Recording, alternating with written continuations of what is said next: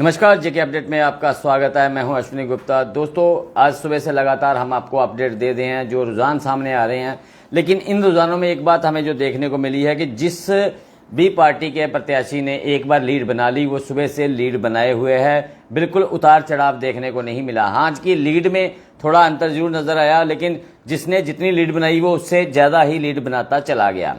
अभी तक अगर बात करें तो भाजपा के जुगल किशोर शर्मा की जीत का ऐलान किसी समय हो सकता है, वहीं मियां अल्ताफ की भी जीत का ऐलान किसी समय भी हो सकता है, और साथ ही इंजीनियर रशीद की भी जीत का ऐलान किसी समय भी किया जा सकता है, क्योंकि अंतिम दौर में वहां पे मतगणना जारी है। अब जो लीड इन लोगों ने बनाई हुई है उस लीड को तोड़ पाना दूसरे नंबर के प्रत्याशियों के लिए बहुत मुश्किल है। वहीं उमर अब्दुल्ला ने ट्वीट करके अपनी हार को स्वीकार किया है, और साथ ही महबूबा मुफ्ती ने ट्वीट करके कहा है कि जीत हार तो एक बनी हुई है, कोई एक तो जीतेगा एक हारेगा, लेकिन उन्होंने अपने कार्यकर्ताओं और लोगों का आभार जरूर व्यक्त किया है। उन्होंने कहा जिन कार्यकर्ताओं ने मेरे साथ सहयोग किया मैं उनका आभार जताती हूँ।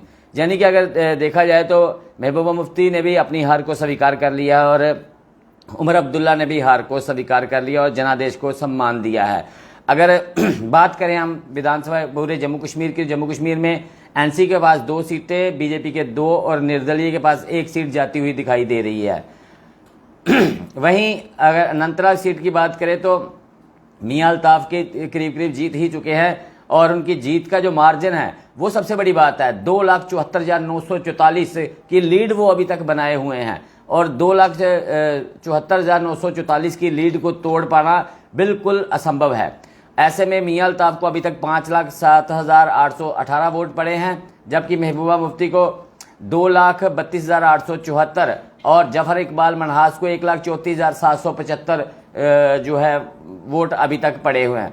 इसके बाद दूसरी लोकसभा सीट की तरफ, बारामूला की तरफ रुख करते हैं, तो यहाँ पर इंजीनियर रशीद इंजीनियर रशीद ने भी जहाँ रिकॉर्ड तोड़ बढ़त बनाए हुए हैं। 1,75,036 वोटों की रिकॉर्ड तोड़ जो जीत की तरफ बढ़ रहे हैं, और इतना मार्जिन, जिस मार्जिन को तोड़ पड़ा, शायद यही कारण था कि उमर अब्दुल्ला ने नतीजों से पहले ही अपनी हार को स्वीकार कर लिया और ट्वीट कर दिया।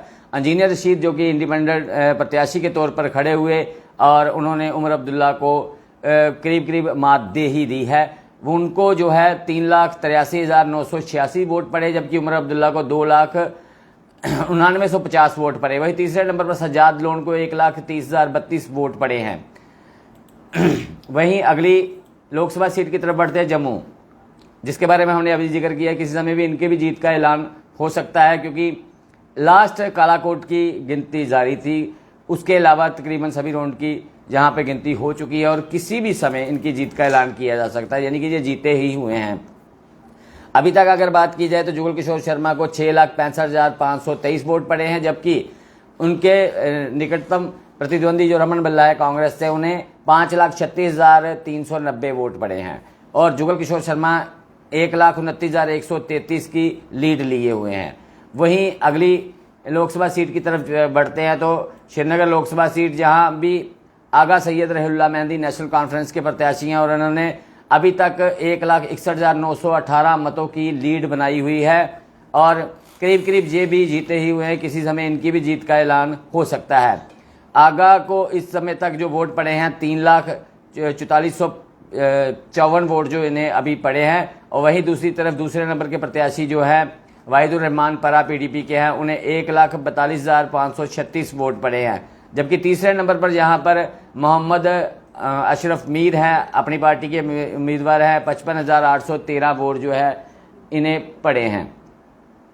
और यहाँ पर लगातार आपको बता दें कि आगा सैयद रहउल्लाह जो है 1,61,918 मतों की जो है लीड बनाए हुए हैं। वही अगली अगर लोकसभा सीट की हम बात करते हैं तो वहाँ पर उधमपुर लोकसभा सीट की हम बात कर रहे हैं। उधमपुर लोकसभा सीट आपको बता दें कि अभी जो है वाहिदुर रहमान परा जो है उन्होंने भी ट्वीट किया है, उन्होंने भी कहीं ना कहीं अपनी हार को स्वीकार कर लिया है, और उन्होंने ये भी माना है कहीं ना कहीं इंजीनियर रशीद की विक्ट्री का भी उन्होंने जिक्र किया है अपने ट्वीट में। तो अगली लोकसभा सीट की हम तरफ बढ़ते हैं। जो अगली लोकसभा की सीट है डॉक्टर जितेंद्र सिंह उधमपुर लोकसभा सीट है जहां डॉक्टर जितेंद्र सिंह 95,807 मतों से लीड बनाए हुए हैं। उन्हें अभी तक 4,22,266 वोट पड़े हैं, जबकि दूसरे नंबर के प्रत्याशी चौधरी लाल सिंह जो कि कांग्रेस के हैं उन्हें 3,26,469 वोट पड़े हैं।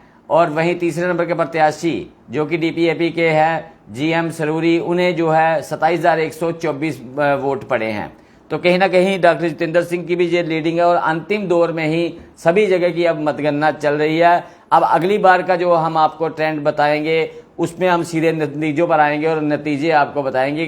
करीब करीब नतीजे तो यही हैं, लेकिन फिर भी हम आपको लास्ट अंतिम जो निर्णय है वो जरूर बताएंगे। आप जितने बजे भी होगा वो आपको जरूर बताएंगे और आप जुड़े रहिएगा जेके अपडेट के साथ। लगातार हम आपको सुबह से अपडेट दे रहे हैं, हर एक घंटे हर घंटे बाद हमने आपको अपडेट दिया है कि कौन सा प्रत्याशी कितनी लीड कर रहा है और लगातार लीड बढ़ती ही चली जा रही है।